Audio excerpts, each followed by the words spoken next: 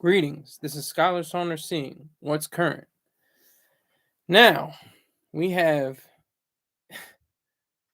an issue. This is my Sunday update, talking about my time in church service this morning as an atheist with my dad, and I'm just taking it all in, and the the imagery, the words that are spoken, just the overall ambiance, and the definite words that reverberate around the room.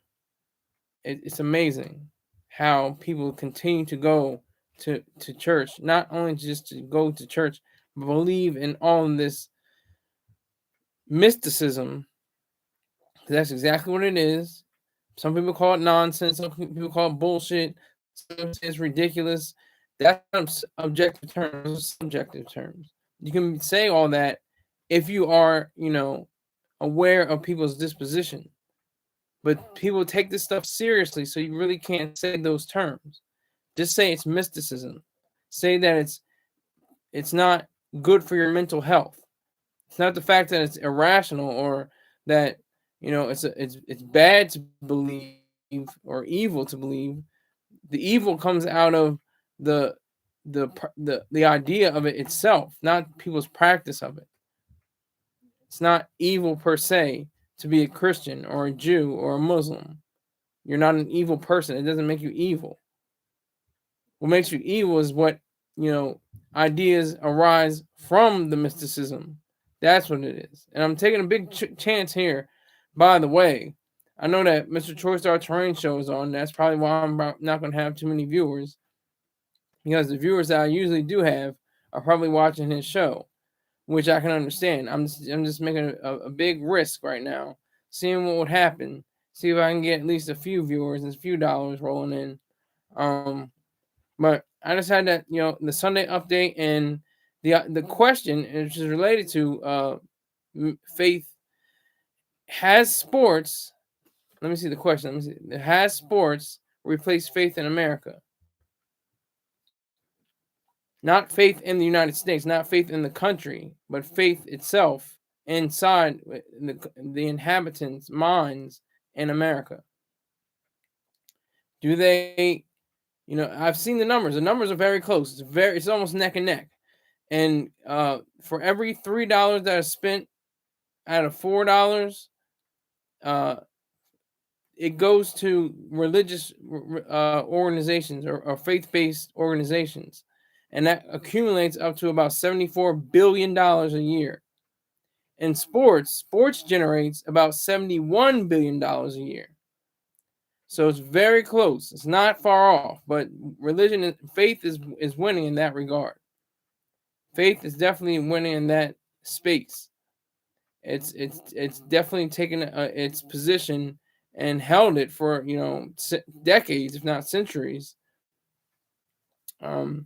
Especially since the mid 19th century to the early 20th century, you had the top four sports: basketball, football, baseball, and hockey.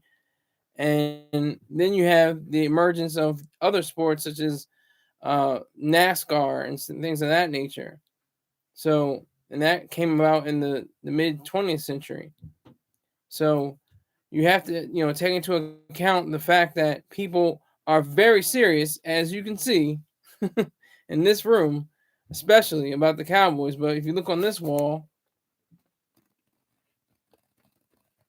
that's all my dad's accomplishments and his ministry and his whole ideology for Christianity.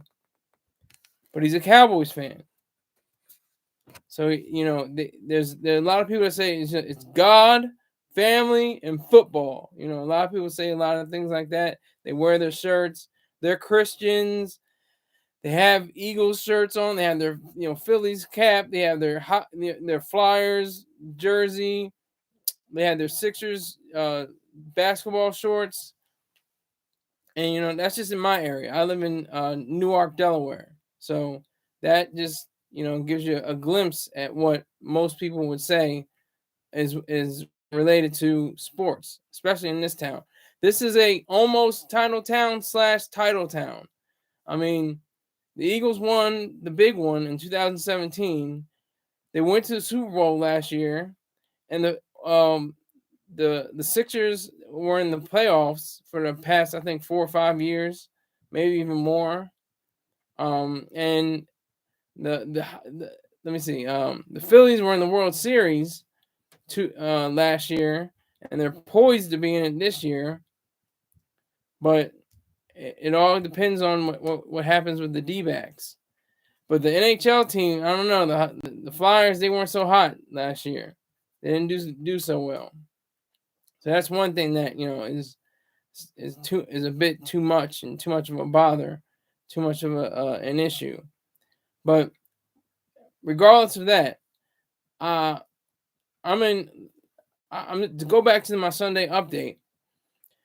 I'm sitting there and they had the image of Jesus being whipped and flogged and hit with the cat of nine tails, and the guy in the background just sitting there like this with his arms folded and like enjoying it like this. He's like that.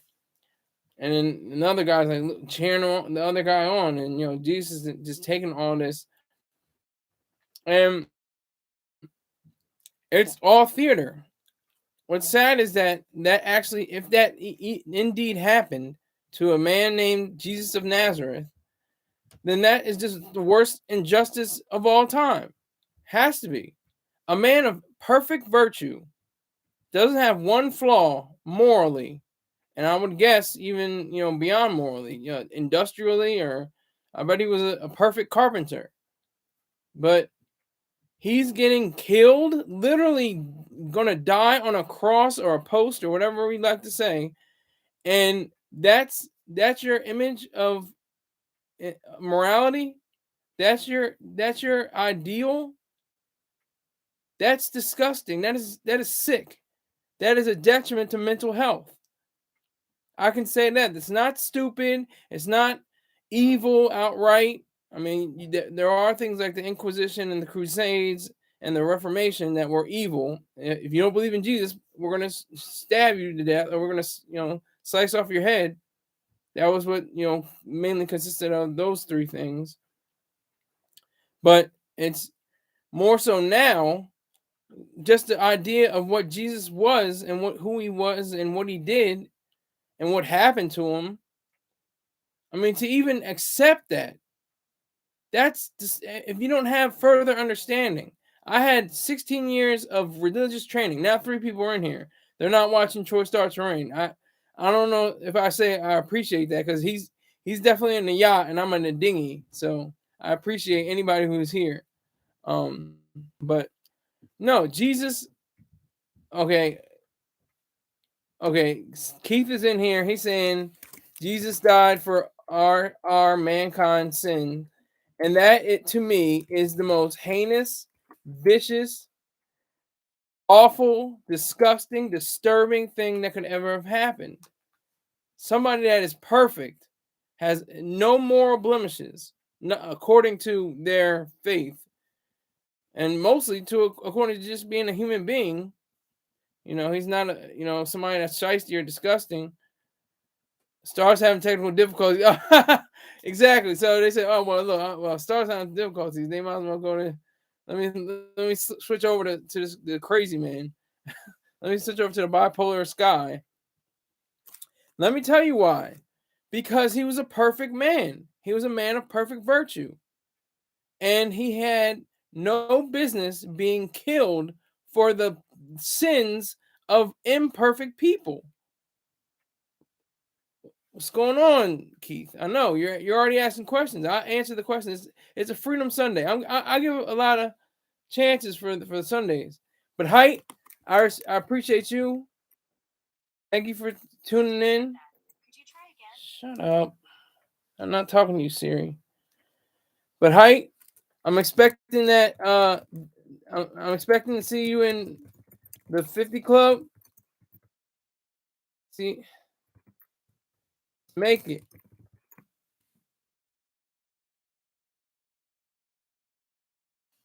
Let's get that money, man. Let's go. Come on, let's get it.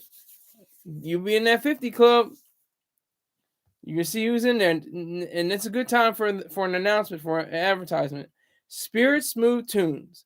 Go on YouTube, type in Spirit Smooth Tunes. Listen to Daz, Rose Royce, Earth, Wind and Fire, The Spinners, uh, Anita Baker, Sade, a whole list of others. Luther Vandross. Get your fix. Najee or Najee. He's a smooth jazz performer. Get your fix. Listen to what he has to say for all the music that he has available, and you go on by Spirit Smooth Tunes on YouTube.com. Okay, now again, the world is sick and twisted for even conceiving of an idea of a perfect man, a man of perfect virtue, of impeccable morality, going and having been beaten and flogged and desecrated and just completely wronged, evil, physically, everything, and then set upon a cross. He had to bear himself. I mean, it's just disgusting, and they show it all the time throughout the year, not just around Easter, but throughout the year. It's almost Christmas time, and they're talking about him being, killed on the cross. They should have a warning.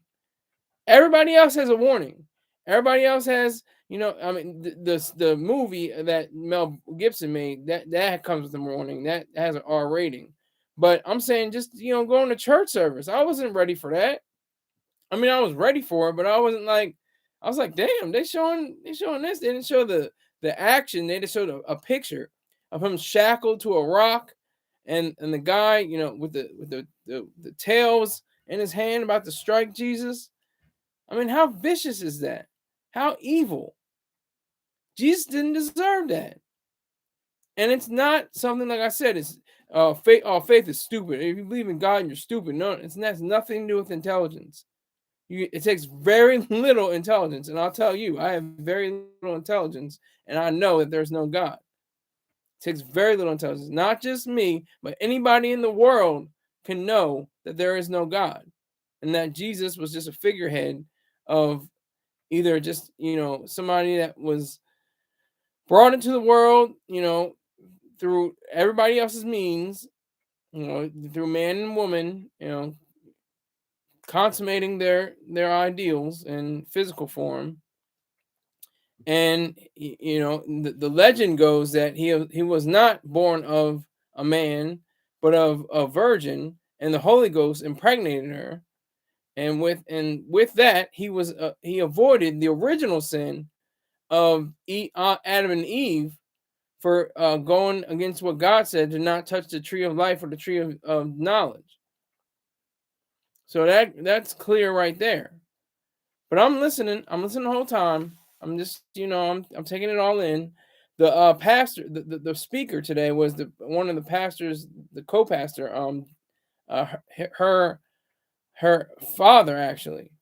So, he needed no introduction. Literally, if that expression ever is uttered, it's uttered in that house. He didn't need any introduction whatsoever. So I'm just listening, and then, like I'm saying, I'm watching the screen because everything is streamlined. They have TV screen, huge projection screens, huge screens. There's 3 of them on one on each side, and there's a cross, and then there's like a bird on fire, and they have colors that change, and they have all the acoustics, and they have the drum set, and they have the keyboard player over here, and they have, before you start the service, or before you start the ministry, the word, they have a worship team. There's like 7 people singing on stage. They do about 3 songs, and they go into the giving phase, doing videos and stuff like that. It's all streamlined. It's not like how I was when I was raised in my church. In my church, it was long and drawn out. You had to see about who's a visitor. You had to go through church notes. You had the pastor's notes. They had announcements and what the kind of grades the school kids had. It just kept going on and on. And the choir has like 4 selections, And you could have another you could have another service. That's why you have collard greens and macaroni and cheese and chicken and rice and all that. You just have the second service and you come back for that. That's how they play in Black Baptist churches. I don't know if they do that anywhere else, but that's how it was when I was coming up in Methodist and Baptist churches. That's what I was thinking the whole time. That's what I was considering the whole time. That whole idea of what it meant, to be a Baptist. Chelsea with her glasses on. Salute to you. I didn't check my Cash App. Hold on. All right. She hasn't said anything yet, but I'm waiting. But I'm gonna get to what she just said. Hold on. Hold on. Give me a second. Give me one good second.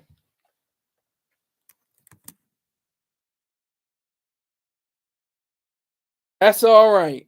She sent the donation already off top, off rip. Made my days happy because I think I've had every day for the past 2 weeks.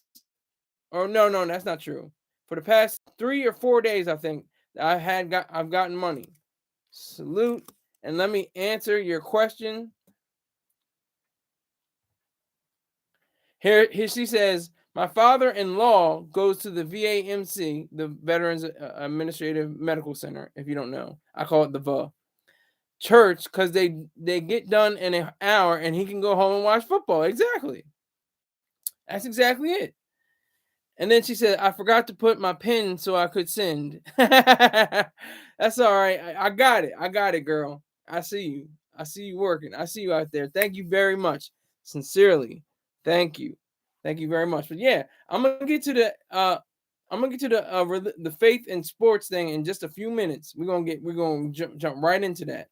But I'm just doing my Sunday update because it needs to be spoken about. He's talking about Jesus, and the way that he was brutally, viciously, disturbingly dispatched from this world. And Jesus himself even said, Father, into your hands I lift my spirit. Why have you forsaken me? Why have you forsaken me, Lord? Haven't I done your work? Haven't I done everything you said to do? Haven't I tried to make these people get on one level, get on one accord, get righteous, get good before you in your name? And still he dies. But if you believe, if you have faith, he didn't really die, he resurrected. But here's the thing you have to consider too. He came to this earth, he lived, he died, he resurrected, he came back. A lot of people already say that, but he came back to the earth. This is the weird thing. He came back to show his disciples his wounds, the wounds in his hand and on his feet. And doubting Thomas, he was just saying, I wasn't sure about that, Jesus. I'm not too keen on you, having your wounds. I'm not too. And then he's like, oh, you did have them, okay. And then he wasn't doubting Thomas anymore. And so then he goes back to heaven. So people are waiting on his third coming, not his second coming.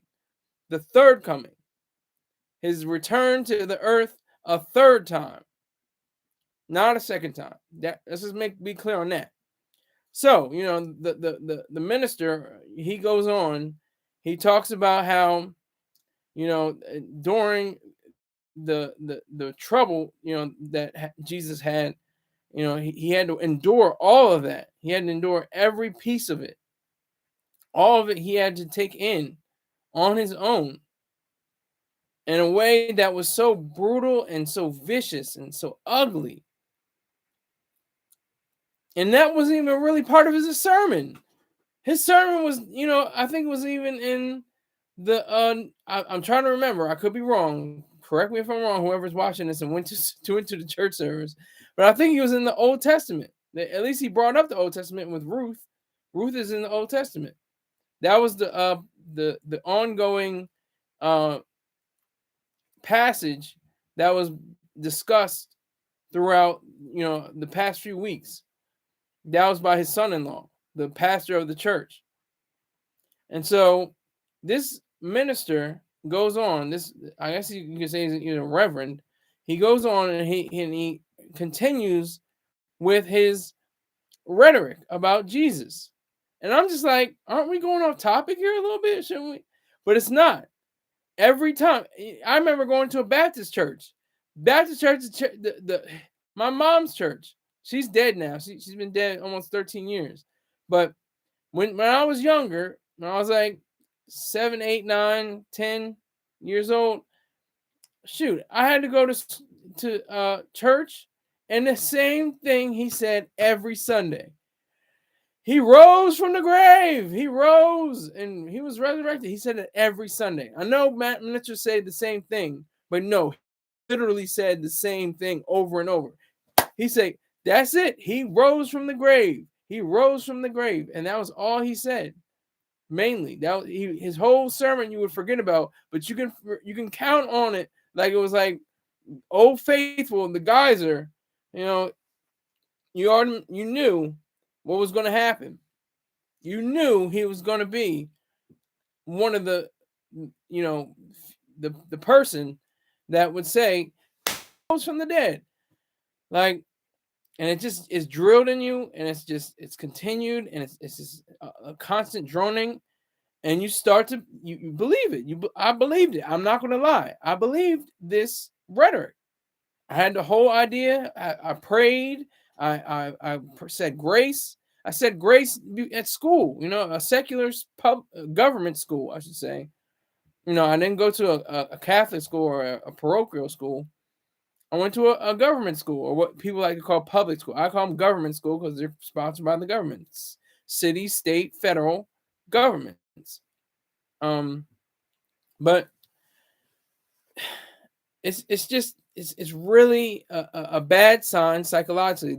I'm getting that from Ayn Rand. It's a bad sign psychologically, and that has to be for me. I have to be selfish in that regard because I have bipolar disorder. So I have to know what is true, what is real, what is of rationality, what fits in the mold of truth.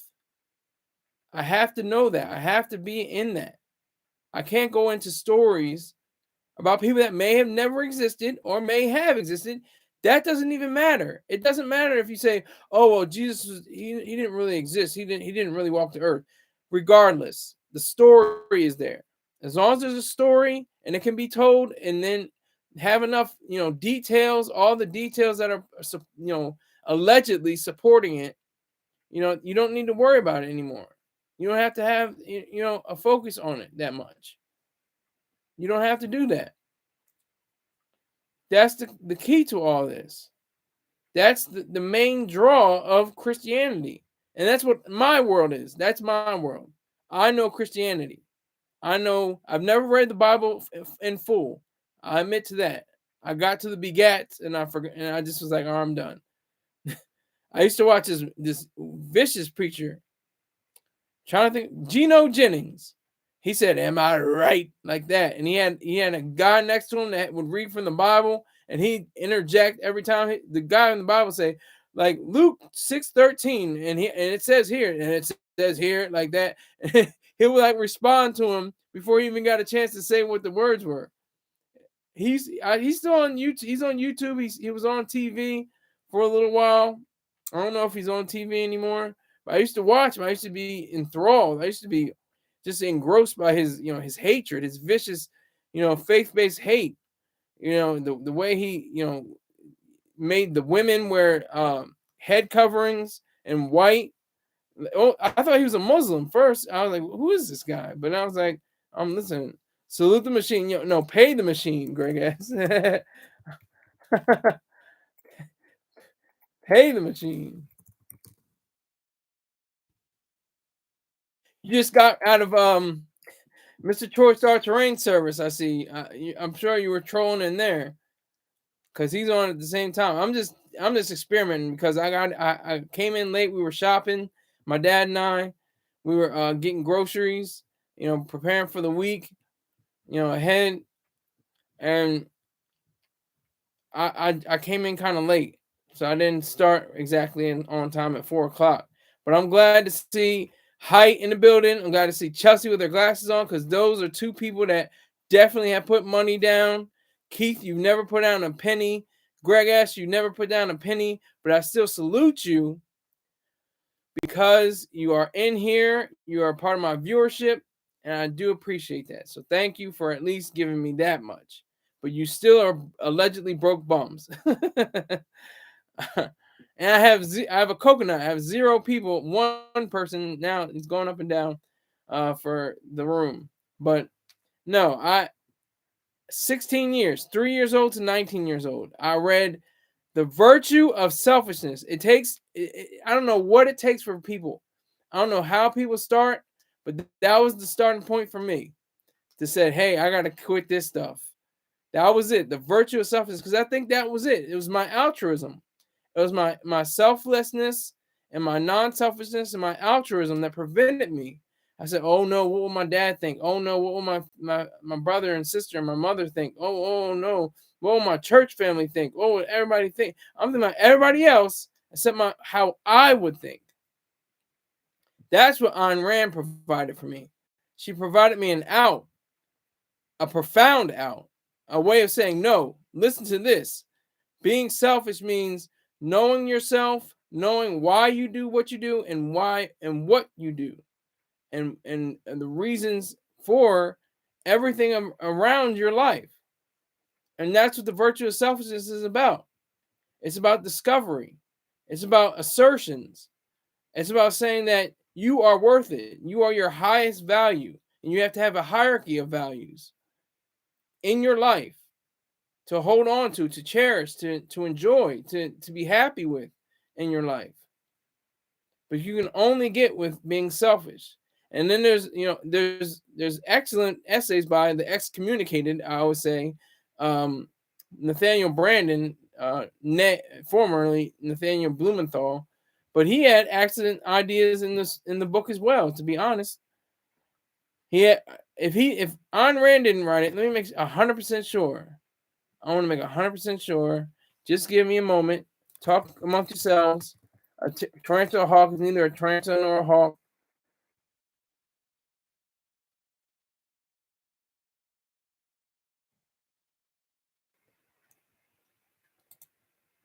So I'm just saying.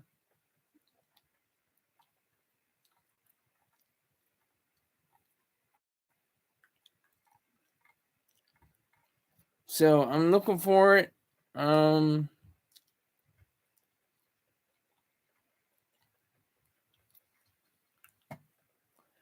Still looking for it.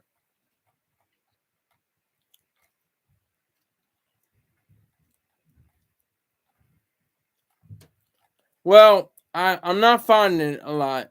I'm not finding a lot of sources of it, but either Ayn Rand or Nathaniel Branden wrote. I think it was Ayn Rand though, but she said if she wrote it, selfishness without a self. That is basically what Americans are.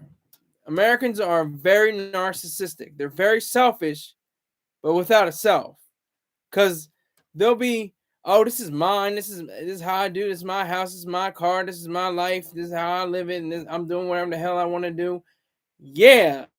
But then you say, oh, but I believe in God. I believe in Jesus. I believe in the Holy Sacrament and the resurrection, which are completely selfless and unselfish.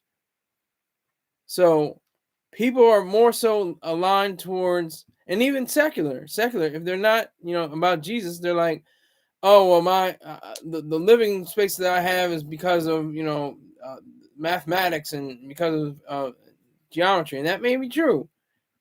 But there had to be a self that made that. It had to be an individual who created all that.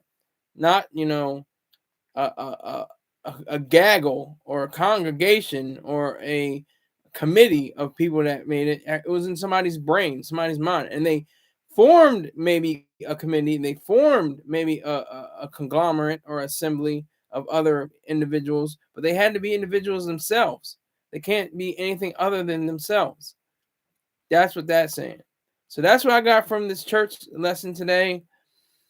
Hope you understood what I was trying to say with Jesus. He's a perfect man that was brutally attacked and killed for the sins of other people. If you don't disregard that, if you accept that, it's not stupid, it's not dumb, it's not anything like that. It's nothing against your intelligence. It's against morality. And against not even morality. It's against mentality. It's against your mind. It's a bad sign psychologically, and I agree with Ayn Rand wholeheartedly on that. Now, a similar idea I had for this particular broadcast: sports and God. Like, a lot of people don't have a religion. Their religion is sports. The thing is, though, most sports teams are with people that do believe in God. They believe in something. They believe in, some faith-based something. Not, they have a rational understanding of reality. But they believe in, Jesus' death, or Muhammad, his sending people to Jinnah or Jannah, I'm trying to remember, or Israel, not Israel, Jews, in the Judaism, in the Jewish faith, they may have some kind of faith in that regard, but that's the overall part of sports.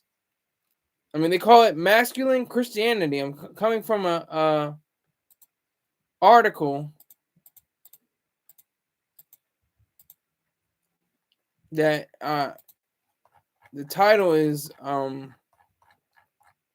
author and priest Randall Balmer. Sport has eclipsed religion as the U.S. pastime. So we look towards, sports as a way of, following and seeing if we can better understand ourselves through the struggle that, these sportsmen and sportswomen go through. But for the most part, it's sportsmen, of course. They make the bigger bucks. They draw the bigger crowds. That's just a fact. I'm not trying to downplay on the ladies, but that's just a fact. NBA takes in way more than the WNBA and dishes out a lot more. WNBA players sometimes have to work second and third jobs, even though they're playing on a team like it's the 30s or something. Like, that was common in the 20th century. A guy could play on, second base or shortstop, or play, second, two guard or point guard on a team, and still have to work at the five and dime, or work as a butcher or something like that. But nowadays, that's not the case. People have $1 million contract, multi-million dollar contracts, $100 million, $300 million, and it's just like, it's still a slave trade in a sense. Like with the NBA, sometimes people will say it's a slave trade, especially because of the connotation of African Americans comprising mostly in the NBA. There was a book out called "The $40 Million Slaves" that highlights this very phenomenon. But I like what Chelsea with her glasses on says. She said her father-in-law goes to the VA, I call it the VA, the Veteran Affairs Medical Center church, because they get done in an hour and he can go home and watch football. Exactly, that's with my church. It starts at, not my church, but the church that I attend. It starts at 9:00 in the morning, and you're out of there by 10:30. So you have a whole Sunday left.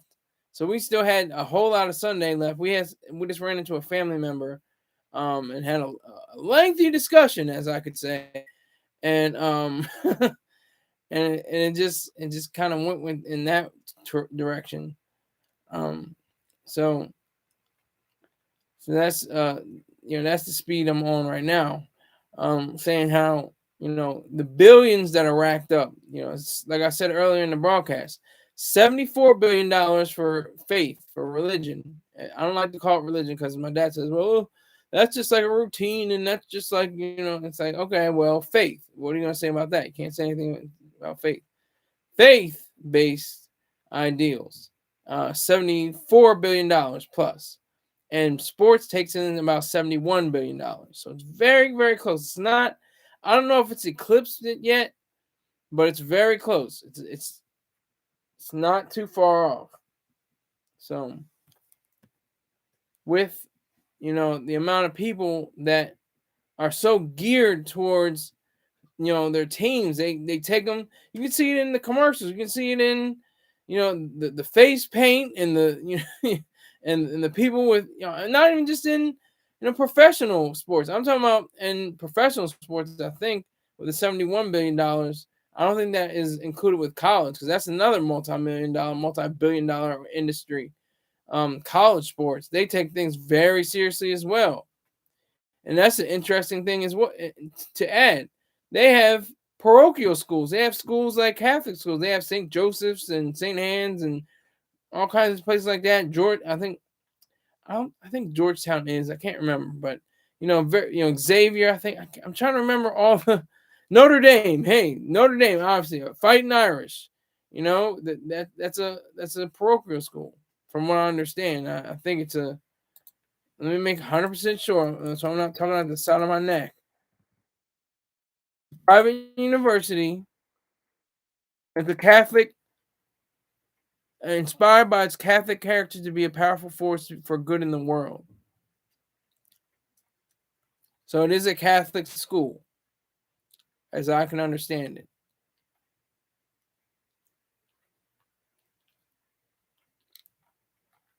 It is a Catholic school. So my understanding of football and baseball, basketball, hockey, especially, and on the men's side, is the fact that so many people have committed themselves to being sports fans. I'm not anybody's fan. I learned that from Mr. Chorstar Terrain. Don't be a fan. I mean, be a fan if you want to be, but I'm not a fan. I'm not gonna be a fanatic. Especially, that's where the term fan comes from, being a fanatic. Somebody who's an adherent to a specific idea or organization without reason, without a specific ideal. And I'm saying this in a room surrounded by all Cowboys gear and memorabilia. A little bit of irony, but it's true. I'm not the sports fan. I enjoy watching the Cowboys. I'm rooting for them to win. I like the idea. I like the sport. I like the story behind the Cowboys. I like the story behind the idea of it being America's team. I like the fact that they've won so many championships, but they've been dry for a long time. They haven't won a championship in almost 30 years. So that's just where it is right now. That's the issue. That's the sad part. How many millions of people don't realize that this is their God now. This is their pagan God.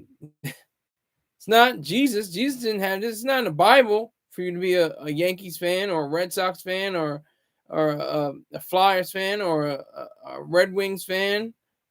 It's nowhere in the Bible that says that. Nowhere. But people, try to justify and rationalize and say, oh, well, I love God and I believe in Jesus and, I still love my sports team. It's like, they say really ridiculous things. Now, this is just ridiculous. I mean, according to their whole faith. They say, that for the Cowboys, they say they open up the stadium, the light to shine in so God can watch the Cowboys play. Sounds cute, sounds hot, but at the same time, I thought Jesus, God, the Holy Spirit, whatever, the Holy Trinity, God could see in everything. I thought he was omnipresent, omniscient, all-knowing, and omnipotent, all-powerful. So why would he need to have the opening if he can see everything? And of course, somebody's gonna say, "Oh, well, it's not literal. We're just having fun. We're just saying how making light of the situation and knowing that God is there for us and we can have a good time in the name of the Lord." Okay, that's cute. That's fine, but doesn't change anything. Doesn't make anything different. It doesn't make a difference whether you say, you have so much faith in Jesus and God, but now you have a dilemma. Now you're like saying, oh, but I want to go to church, but oh, the Dolphins are on and they're doing pretty well this year, and oh my God, what am I gonna do? I can't stand this. I can't stand this anticipation. This I can't take it. I'm gonna go to church. Let me go to church. Or the other person says, "Oh my God, the Heat, Miami Heat are doing well this year, and or they're doing terrible this year, and they need extra help. So I'll go to terrible. I'll go this route. I'll pray. I'll go to the game and pray the whole time, and not even look up to see the score, and just make sure that I get my prayers answered by them scoring. Every time I hear the crowd roar, something like that, something like that. I'm just giving you examples. I'm just giving you an idea of what people go through in their minds and their thought processes and the way they think and how they think. That's what happens in America. I don't know about anywhere else. Maybe it's like that for other countries. Other countries, mostly like our baseball and our basketball, a little bit of hockey, somewhat American football, but mostly football. Football is the world sport. And that's interesting about baseball and football. Baseball is America's pastime. The reason why is because it's sex. It's a metaphor for sex. What do you think? Oh, he's going to get to second base. He got the bra. He's going to third base. He's sipping off the panties. Oh my God. I'm not even going to get to the fourth base because that's, we're all adults here. We all know. But football is the same thing.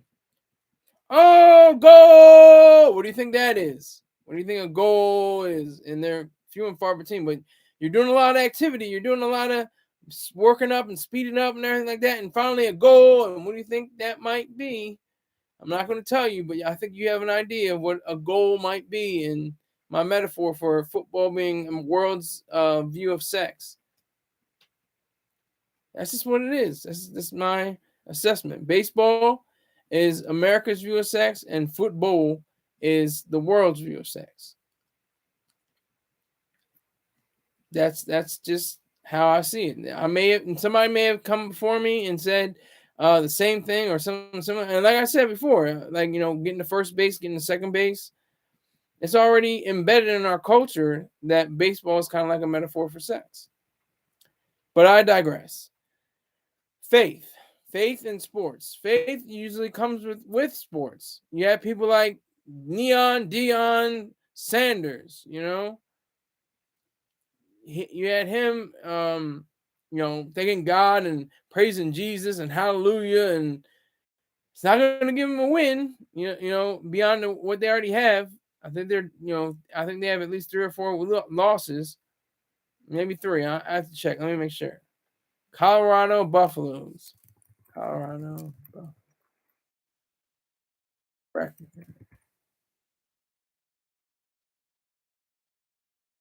Oh dear Lord. Oh my God. They're 4-3. Washington's perfect. USC and Oregon are neck and neck. They're 4-1, 3-1. But Colorado is at 4-3. And they're at 1, 2, 3, 4, 5, 6, 7, 8th place in the Pac-12. But he's all about Jesus. He's all about God. He's all about hallelujah. Thank you, Jesus. He's one for, flashy and jiggy and hot stuff and all that. And, having, once again, selfishness without a self. Because he's all for, God. And, God isn't about selfishness. God is about atonement and about prayer and about, being, thankful to something that doesn't exist. But Coach Sanders, Coach Deion, he's all about the God thing. He's all about Jesus. He's all about what it is to be in the context of being a believer. And like I said, I have respect. That's the best thing you can have, I think, for human beings is respect. You respect people. They may have a completely different worldview than you have. But if you have respect for them, and if you know that they're human beings struggling to be, the best person they can possibly be, then you have to respect that. And that's what sports comes down to. It's an outlet. It's a way. It's a pressure valve, letting off steam. And then again, it's a pressure cooker at the same time. It's a pressure cooker because you get so riled up, so many different fights and so many different brawls and different emotions run high, and all that God stuff, all that Jesus stuff goes out the window. I want to say it, but I'm not going to say it. It goes right out the window. All that Jesus talk and hallelujah, thank you, Jesus, thank you, Lord, hallelujah. And it's like, what'd you say to me? Boom, boom, and they're rustling and tussling and fighting. And is that beautiful? Because they like to say, is God don't like ugly. So that's looking really ugly to me when people engage in that. When they have that, in their mind to be that way. But, for the most part, sports are, if you watch the ESPYs, especially, the ESPYs are a great award show that it celebrates greatness. It celebrates excellence and achievement in sports.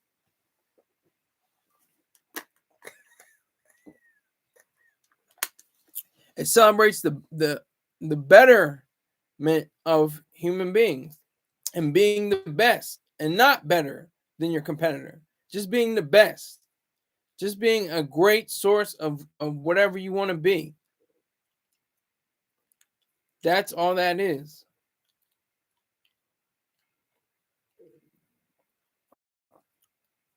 That's all that is. And it's a great way of discussing what it meant to be someone that is more, it's something that maybe someone maybe have more faith than you.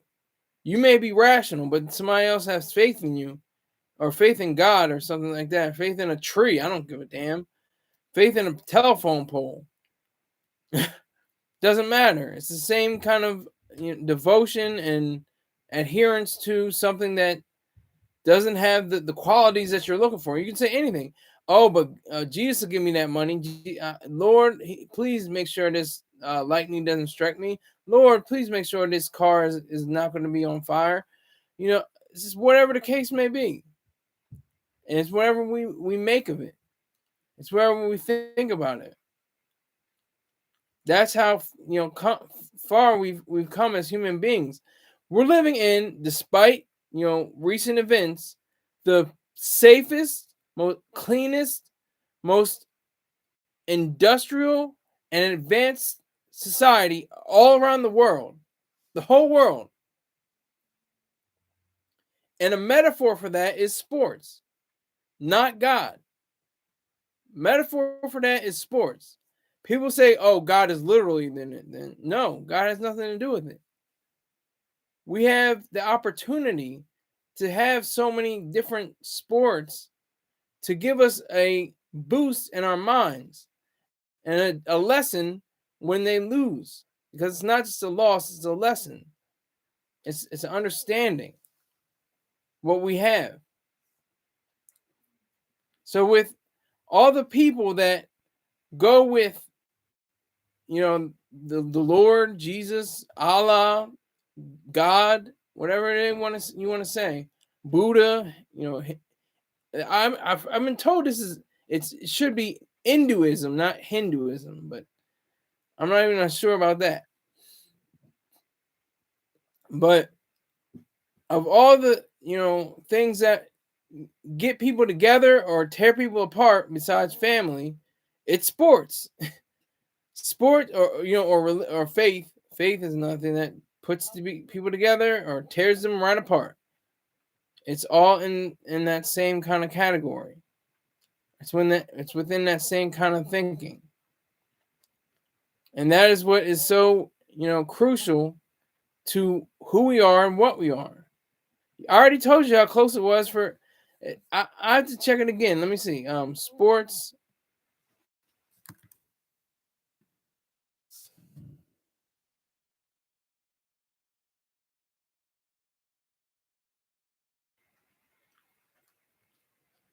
This is from 2018. and it's projected to 2023 that it will be $83 billion by the end of this year. North American sports market. Now, I don't know what that means. I don't know if that's professional, college. It doesn't say. It just says sports. And I don't know if that's, the sports teams. I think it is about the sports teams, but I'm not 100% sure. But it has a value. In 2018, the North American sports market had a value of about 71.06 billion US dollars. I'm getting this from Statista. So I don't even know if that's, all sports, but it's close to it. And it's about to make more than, it's about to make more than faith. Faith it could be a bit, because this is the reality. Most people don't go to church in America. That's been declining for years. People going to church has been declining for years and years and years. It's been quite some time since there's been a surge in people going to church. The closest probably was September 11th, 2001, when people said, Paul Mooney, oh God, oh. The late great Paul Mooney was like, oh, blacks, we know God. But not all blacks, went to church again. I sent in donation. Okay, if it's gonna be, should I wait or look at it now? What's your call, sir?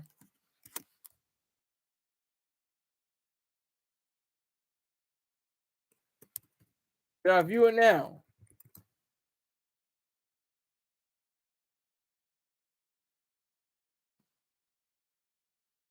I appreciate you, sir. I really do. I'm not. When I say this, and I put people in that, the 50 club, I'm not kidding. This is my extra income, and this is nobody telling me anything except Mr. Troy Star Terrain. He said they need to see your face and need to hear your voice. I'm seeing stuff on Instagram. They're like, oh, you can get 15 to 50, 20 extra $1,000 every month by not even showing your face. I was like, all right, man, all right, it's too late for that. And then it's like, oh, just put YouTube in the was the search and something, whatever it is, and Instagram, and I'll show you how. And I know he's going to charge like $50 or $100 or maybe more to show you how to do this, but he's probably not going to give you all the ins and outs. And if he does give you the ins and outs, guess what? That's the premium program, which is $200. That's a hustle. I'm not mad at that. I'm not mad. I respect that hustle. I respect that grind. I really do. I respect that grind, but I'm not going to be a part of it. So going back to sports and religion, sports and faith, better yet, it's all poetry. They call it the metaphor, the the chestnut, the cliche. Sports is poetry in motion, and it is. It's wonderful. It's beautiful. It's graceful. Seeing somebody fly through the air for a slam dunk, seeing a hockey player skate through a web of defenders and score the goal, seeing a baseball player, and when the bases are loaded and they're about to hit a home run, like that is just amazing. That is just great. Football, the long bomb. Why not? Okay, I'll check it out. But the long bomb down to the goal, and they catch it and they scored the points. They scored the 6 points. That is just wondrous. And I've been a part of it. I've been part of the cheering, and I'm part of the slapping and the high fives and the fist bumps and all of that.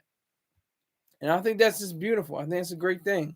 We have to have that in our lives. We don't have to have, but it's a good thing to have it in our lives to know what it's like to be glorious. All right. Thank you, Height. You're not, wait a minute, you're very close to being in it, to be honest. You're very close.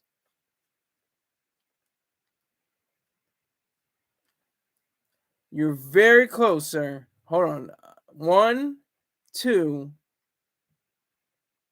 15, 20, 30. All you need is 40 more. I mean, $10 more dollars, hike, and you can be in the 50. You can be in the 50 club. Salute to you.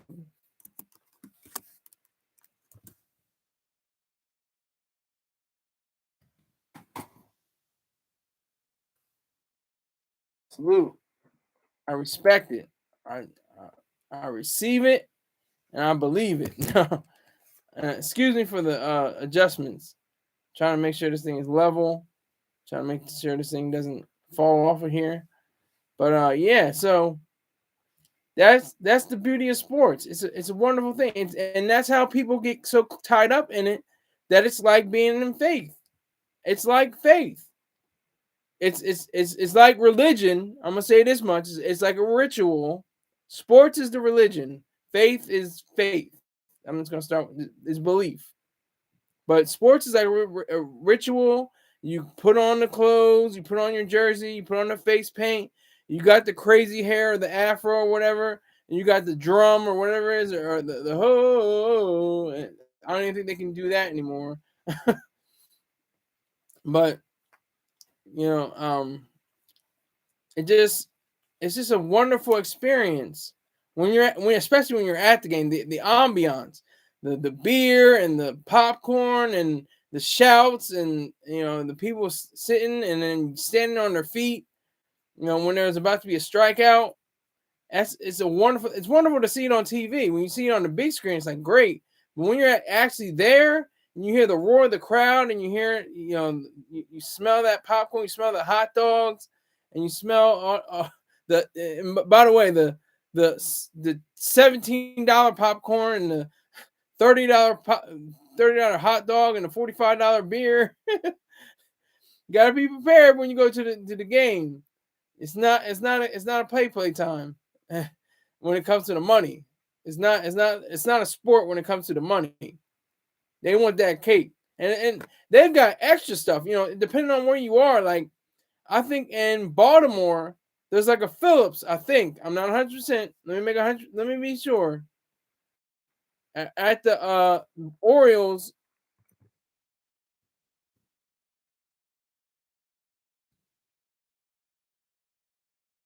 I can't get it, but I'm just giving you an example. Like just at different places, there's probably, I'll say allegedly or probably, um like lobster rolls at Red Sox games. I didn't experience that. I just had a regular seat, but I did have a famous game, the one where Big Poppy came out, and it was right after the Boston bombings at the marathon. He said, "This is our effing city," and we just like the whole crowd just erupted because we were just all that tension was built up in all of us because I was living in Massachusetts at the time, and it just shook me to my core. I was just like, "Wow!" I was just down there last year. Oh,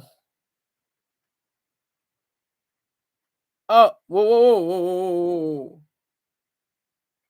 When did you get 50? Hold on, hold on, hold on, hold on. Let's be sure about this, sir. I'm not seeing any 50s. Hold on. Not for October. Has to be within the same month, and I don't see anything for 50 anyway. But I will respect you. I'm not going to deny you. I'm just saying what I see. I see $10 today. I see 10. I see 10, not 50. I see 10. I'm not seeing 50. It says salute and plus $10. I'm not kidding. I'm not trying to, yank your chain or anything stupid like that. Because I respect you. I have too much respect for you. Don't.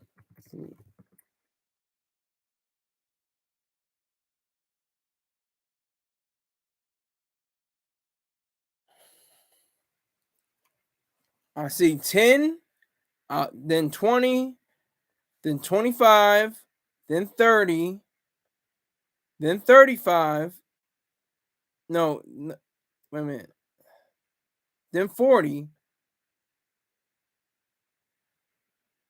Okay, I see. Okay, now. Okay, I see it now. I see it now.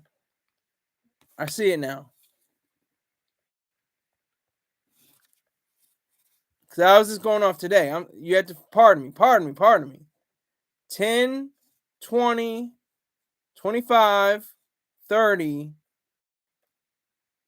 40, 50. Perfect. You're in there. Yes. Yes, you got it. Yes. Total.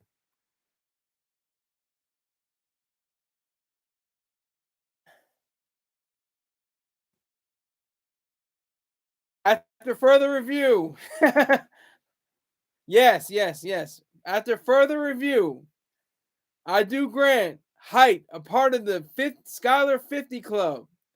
He is an official member.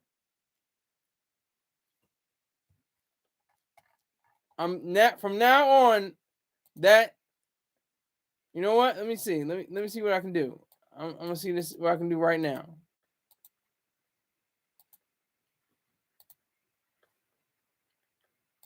Let me see what I can do right now.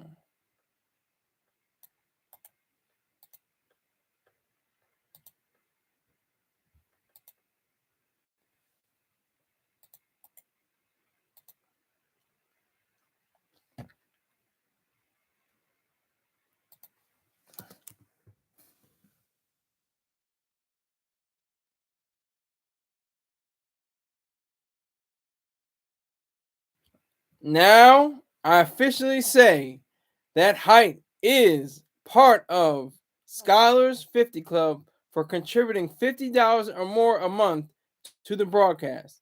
He joins the ranks of 1. Spirit Smooth Tunes, 2. J Tone, 3. Chelsea with her glasses on. Thank you so much, sir. I appreciate it. And here is the banner.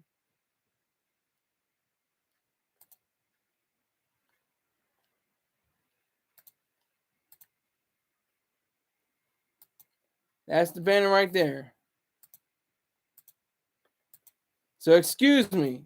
Thank you for pointing it out. So that was the whole month, because it didn't register all the way. So I had to make sure I had to double check. That was my mistake. That was my fault. So I appreciate that, Hyde. Thank you for your patience with me, because my dumbass can hardly do math. But yeah, you're exactly at $50. You're exactly at $50.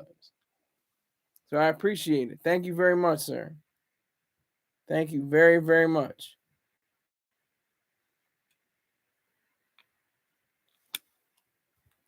I really appreciate it. You took the time, you took the money, not just the time, but you took the money and said, hey, let me give it to this goofy guy who's got this show. So I do appreciate it. I certainly do.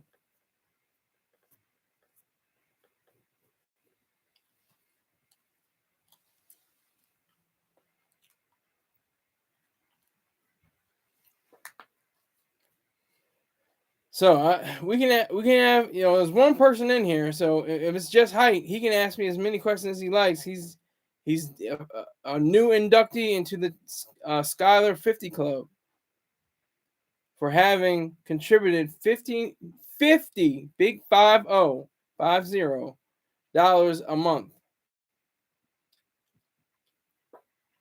I appreciate that. Since we got 2 people in here, so whoever's in here, we can have you can just have a bull session. We can just talk back and forth. I'm done with my 2 topics. I'm just waiting for the battery to drain. We can go back and forth, go toe to toe, blow for blow. But I'll just run my mouth while people start with the questions if they feel so inclined. It's just it's a very jarring experience to see. Like earlier today, when I saw the image of Christ on the rock, or Jesus of Nazareth, that's another thing. It's very simple. It's one syllable, very short word, Christ. Even though he wasn't the Christ, he's not the Christ. He's of Nazareth. He's a Nazarene. He's of Nazareth. That's the proper way to say it. But just to see him on a rock and just getting brutalized and just completely just not dismembered, but nearly dismembered. Just having chunks of flesh ripped out of him, and like it's just disgusting. And there should be a There should be a warning. Everybody else gets a warning. Oh, it's Jesus. Oh, it's okay. It's how terrible, how horrible. Let's see it again. Let's see some more carnage and disturbing images. But not with Jesus. It's a totally different realm. It's totally different. And how many people, before a game go, or after they hit a home run, or when they go up to, the field goal, and slap it and then, put their hands in the air like this after they scored a touchdown. How many? So many. It's too many to count. Too many to say. It's horrific. It's really sad, to see how many people have the worst idea about who or what they really are.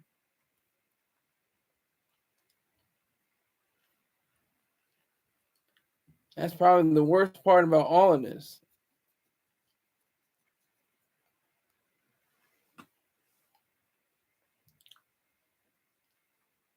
That's the thing that bothers me the most. Is that we look at it. We're not stunned by it. We just say, oh, it's Jesus getting beaten. He saved my sins, or he saved me from my sins. Oh well, I'm good. I'm all right. It's all good now. Everything's all good. He took the price. He gave his life. It's all gravy. I don't have to worry about it. I don't have to go to hell now. And what is hell? What is heaven and hell? We have these mystified ideas about what it is. You have these great artists, great writers, great painters, Milton and Dante, and I can't even name how many the painters there are of hell and heaven. But they're so subjective. They're completely subjective because they don't exist. So we have to make stuff up. Oh well, it's a lake of fire. Oh well, it's there's skulls everywhere. There's a man with a pitchfork and he's red and he's got horns and he's got goat's feet and stuff like that. It's just like so goofy, it's so weird. And then like I've said this many times before about heaven, the streets of gold. Well, who paved the streets of gold? Who? The angels? Do they have a union? Do they have contractors? Do they have geometry to make sure that the roads are straight? See, you get into specifics and you get into trouble. You can't specify. You can't specify. You'll get into trouble too quickly.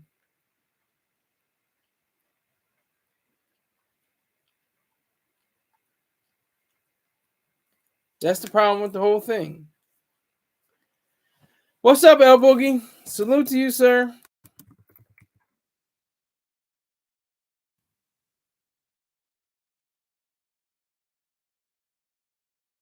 I'm feeling high right now, man.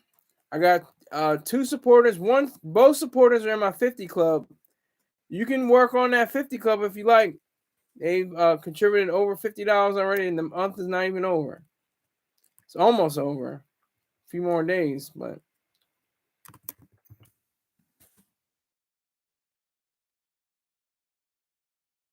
I appreciate your presence. Nevertheless, we've had some collisions before, some contact, but I salute you. Thank you for being in the room. I appreciate you. Thank you, El Boogie. Thank you. But what I was saying is, it's like I respect anybody that believes in God. I respect you. I don't agree with you, but I respect you. That's the difference. That's the way to properly phrase it. Because there's no evidence. There's no evidence. And a lot of people say, oh, it's a spirit. Well, what do you need to have a spirit? You need to have material. Like your mind is spirit. Your brain is material. You got to have matter to have spirit. In order to have a soul, You have to have some kind of physical evidence of that soul. And there is no physical evidence for God. No matter how many arguments, how many people have yelled until their face was purple and blue and said there is a God, but there is none, because you can't present evidence. You can't present a rational idea.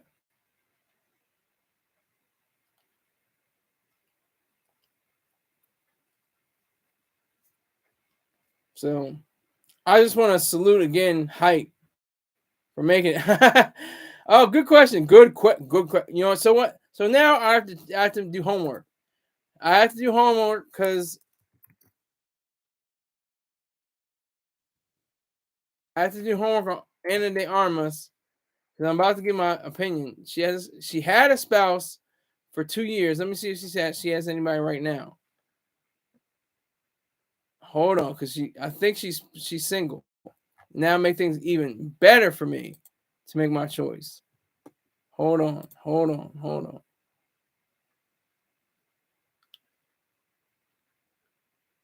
Okay, so she doesn't have somebody according to Wikipedia. So the last person she dated was Ben Affleck, and we all know that Ben Affleck and Jennifer Lopez are together. So no question. Uh, definitely since Robin Fenty, aka Rihanna, um, is an item with ASAP Rocky, definitely Ana de Armas. Definitely, no question, sir. No question. I would say that with emphasis.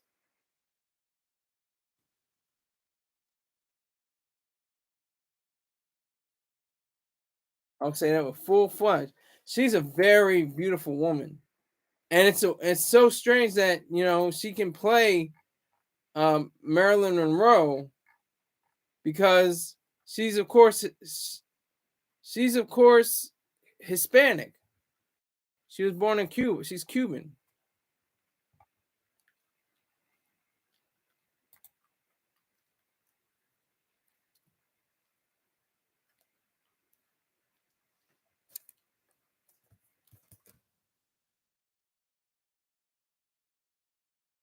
So that was amazing. She was able to do that. Keep the questions coming. I'm just trying to run the battery out. That's all I'm doing. I got my money. I got the money for today because of you and Height. Because of Height and Chelsea with her glasses on, just came in and said, "Boop boop, here you go." I appreciate it. I'm not making light of that. I'm just saying how much joy it fills me up, because I actually do the research. I actually do the amount of work that it takes to look up the topics that I have. And I try to make an enjoyable, entertaining show. I know I'm a goofball. I know. I got you on that. I'm goofy. But the ladies love it though. Hey, ow.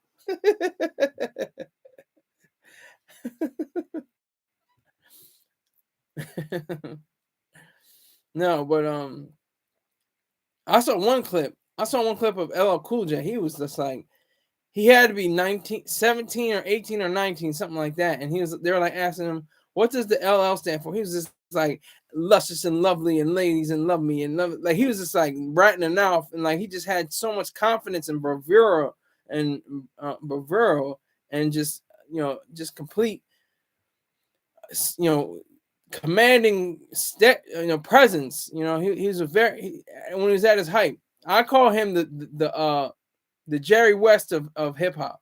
He should be the logo of what it means to be hip hop. He has all the ladies. He's got good physique. He's got a good look in the face. He's got rhymes. He's got bars.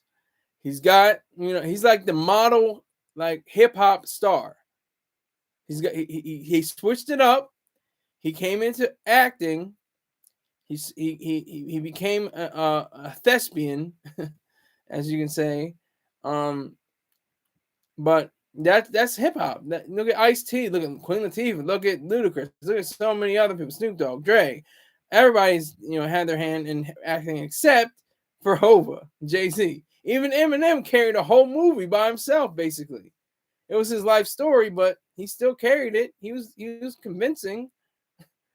Wasn't too much, stretch of a material wise, but he was very convincing in it. And I thought he was so anyway.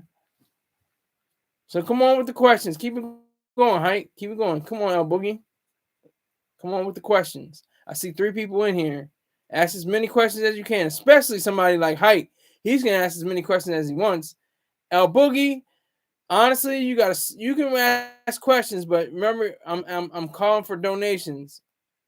You send in $1, that's not gonna get you very far. You can ask like 2 or 3 questions, but I respect you regardless. But like I'm saying for Height's question, Anna De Armas, she's a very beautiful woman.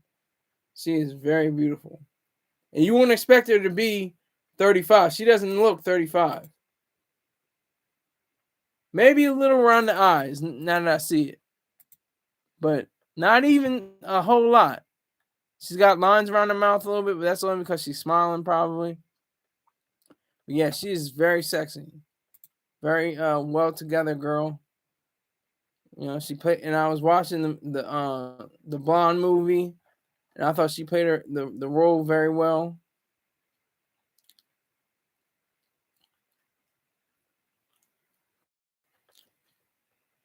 And not just her. She reminds me of the person she played, Norma Jean, uh, Marilyn Monroe. She's got a pretty face, pretty figure, everything like that, but she's got a brain too. That's what's so great. And that's what like shown through, I think, in the film. They're like, "Oh, you read Dostoevsky?" Like they're surprised. Like, why are you surprised that she reads Dostoevsky or Chekhov, or something like that?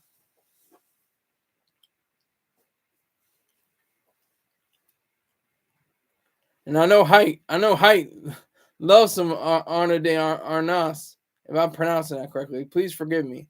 Not that great, but I think it's Ana de Arnas. That's her name. But yeah, I'll definitely choose her. And anyway, I should be asking this: Rihanna or Ana de Arnas for what? Ana de Arnas for a relationship? Sure, yeah. I had to clarify that earlier because Rihanna or Robin Fenty is with ASAP Rocky. They got 2 kids together, for goodness sakes. So definitely got to rock with the young lady that doesn't have a partner, unless things get until we get an understanding. But things get greasy when that happens. I think that's why people try to stay monogamous or in a 2-person situation. I like just one-on-one with a female. I like just she and I together. That makes more sense to me rather than bring somebody in and make it a 3, menage a trois or something like that. That never works out, or I shouldn't say never. That usually doesn't work out well. Somebody's gonna catch feelings. Somebody's gonna feel some type of way. Somebody's gonna have their lips poked out, feeling some type of emotion. And in reality, it's not even that serious. So there's that.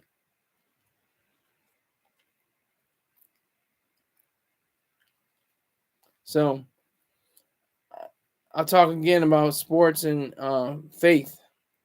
I think that just the understanding of both of them makes it weird.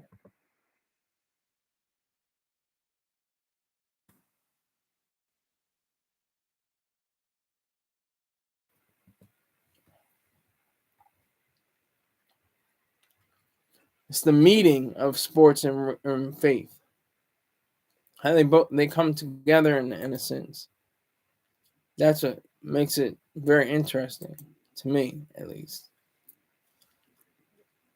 That's what is so engrossing and so thought provoking about something so physical, but it's really intellectual. It's really about the intellect. You have to think. You have to think when you're playing sports. I'm looking at baseball. I'm like, I don't even know how they train. It's a intense sport when you get into it. Now they have the clock for the pitcher. A pitcher can play all day. He can just sit there all the whole time. I'm not ready to pitch yet, and just draw out the game. Now they can't. They'll get a penalty. I don't even know what the penalty is. Maybe it's a run. You know, it could be a run. I think it's a run. If they don't adhere to I think it's like 15 seconds or something like that. That they just instituted this year. So crazy. It's crazy. But I enjoy it. I like, see how they fast that ball whips around, goes from the outfield into the infield, and then they can get a double play. That is amazing. Triple play sometimes, that's rare, but it happens.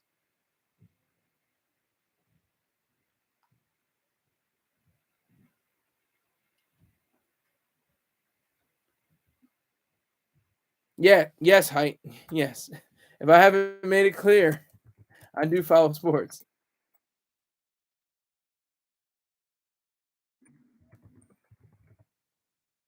Do you follow sports? I'm not a fan. I'm nobody's fan. I'm not even a Cowboys fan, as you can see. This is just the room. You know, just because you're in the Oval Office doesn't mean you love ovals. That's gonna be. You can put. I'm gonna put that on a sticker or something like that.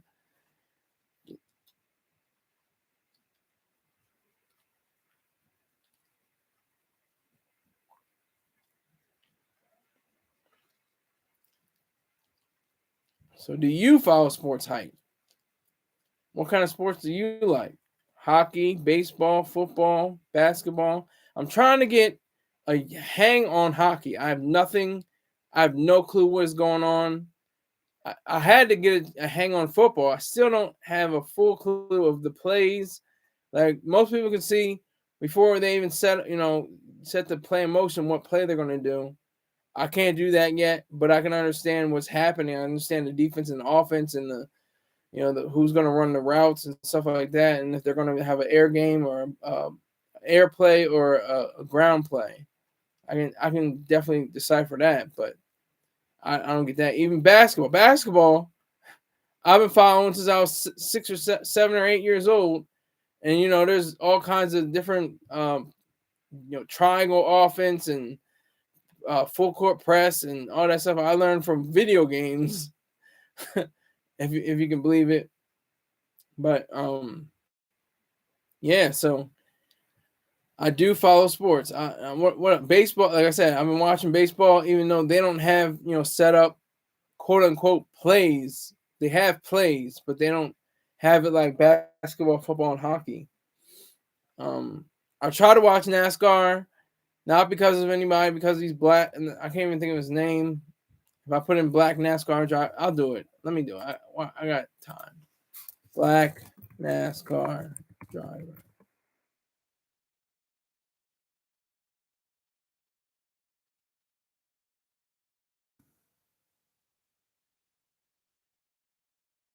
Bubba Wallace. That's his name. He's not even fully black. He's a half a Negro, as they call him, a mulatto.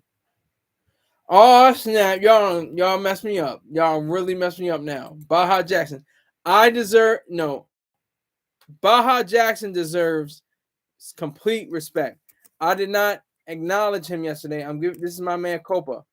Uh, thank you for your donation, sir. I received it. Thank you again. I appreciate it. You put me over the hump, so I appreciate it. You're on your way to being in the 50 club, by the way, Baja Jackson.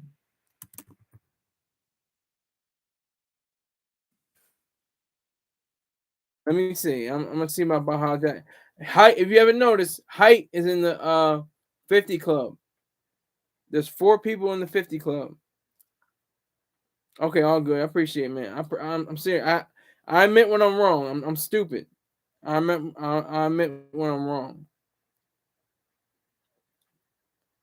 Yeah, let me see. Let me see this. Let me see this. Hold on. Hold on. Hold on. Hold on.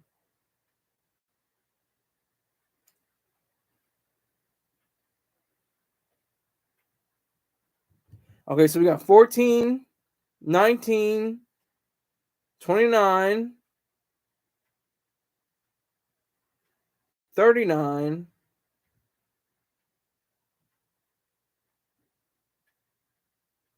40. You just need $10. Yes, I'm slow. I'm stupid. I appreciate that. I know you're trying to be kind, but I'm stupid. I flunked out of math class. I had straight F's one year. I'm serious. I'm not. It's not even like I'm just trying to get pity points or whatever. I'm just telling the truth. I'm just telling it like it is. For Baja, all you need is $11.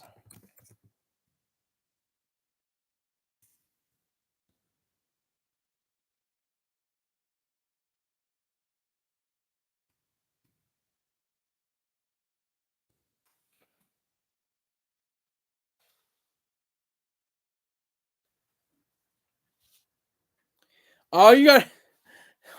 Hold on. Let me make 100% sure, because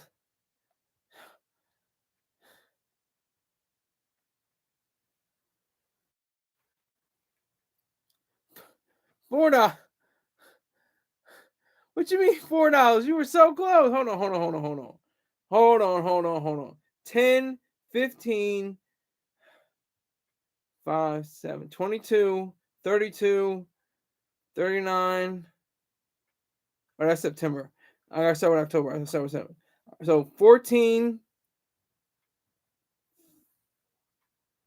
19, 29, 39,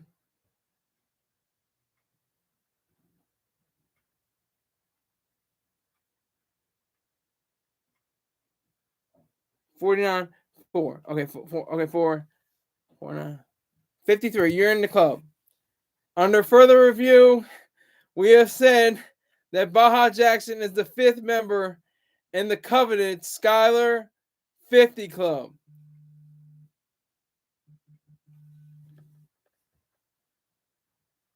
Definitely now.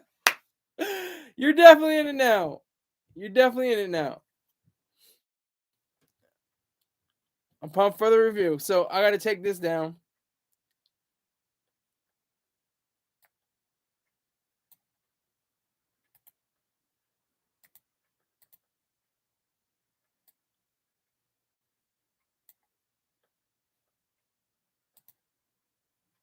Just did it. Mess me up. All right, now it's when that's stupid. It's real stupid now. Okay. It's messing me up. Hold on.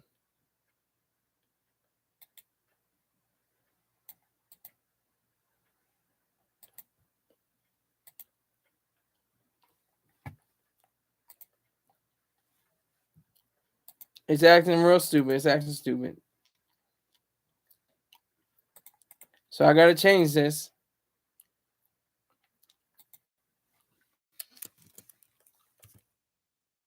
I'm about to run out of letters, so I can't put everybody in it. So I'm going to definitely put in Baja Jackson.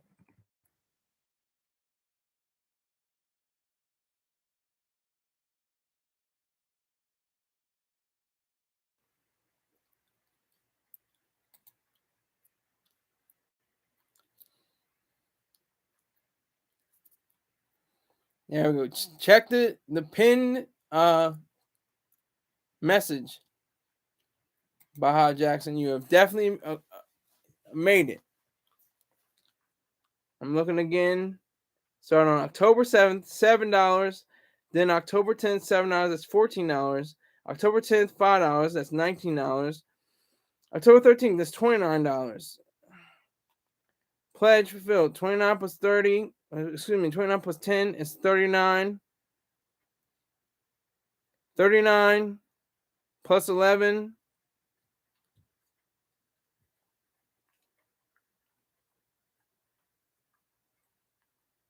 It's 50. So 54.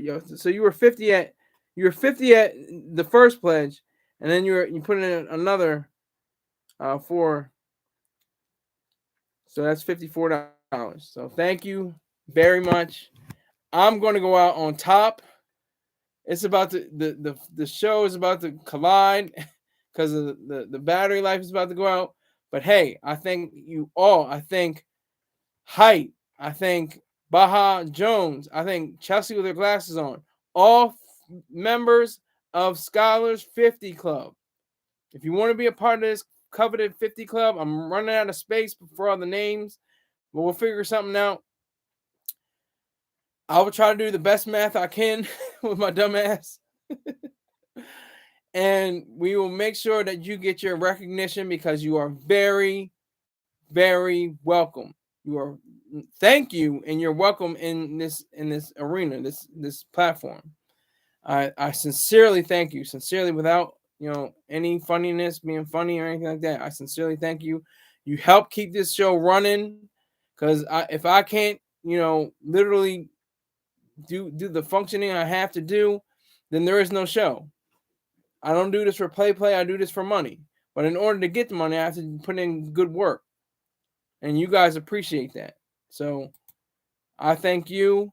I thank you all. I'll probably see you tomorrow. Most likely, I will definitely see you tomorrow because I have a big show tomorrow. Big show. Huge show tomorrow. So thank you and take care.